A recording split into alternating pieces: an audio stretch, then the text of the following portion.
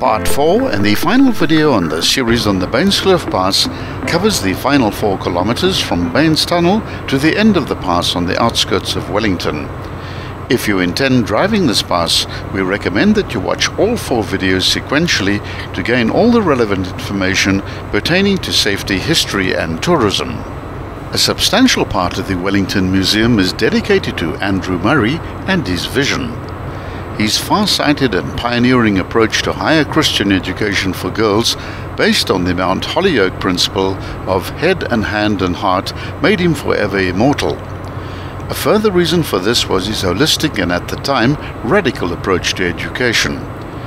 His visions for providing tertiary education for girls laid the foundation for many schools throughout the Boland and the Eastern Cape. Through his influence, Wellington became a well-known centre for education. His vision for winning Africa for Christ also led him beyond the borders of Wellington. Missionaries from Wellington penetrated deep into the heart of Africa. Murray was the minister at the Dutch Reformed Church of Wellington from 1871 to 1906 and lived there until his death in 1917. In September 1853, on the same day on which Bain's Kloof Pass was opened, the first wooden bridge across the Berg River, giving access to Cape Town, the Swartland and Paarl, was opened with a big ceremony. In 1891, the bridge was rebuilt and named after the governor's wife, Lady Loch. In 1910, the wooden bridge was replaced by an iron bridge, the first of its kind in South Africa. Human occupation of the valley dates from the early Stone Age groups to the Cocoon and Bushmen to the settlement of Freeburgers and Huguenot refugees. The first settlers were mainly French Huguenots who arrived in the valley as early as 1688. Simon van der Stel granted the Huguenots farms to meet the company's growing need for agriculture and to provide a buffer against the marauding Khoisan San. These were early pioneering farmers settling on the furthest outposts of the colony.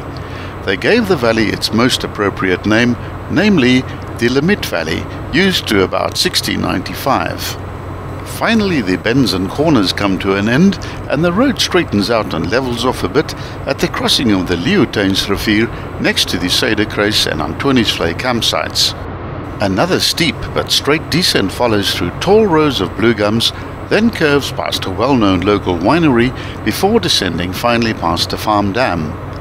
The town of Wellington lies another 2 kilometers down this road.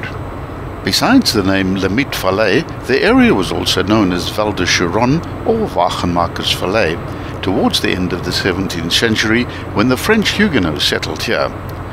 After the eventual establishment of the town in 1840, the name was changed to Wellington in honor of the Duke of Wellington and conqueror of Napoleon at the Battle of Waterloo. Wellington's place on the map was guaranteed when a railway station was built there in 1863 as part of the British government's railway line to the north. It was the terminus at which the early locomotives turned, allowing fresh produce from the interior to be brought into Wellington by wagon to meet buyers from Cape Town who had travelled up by train.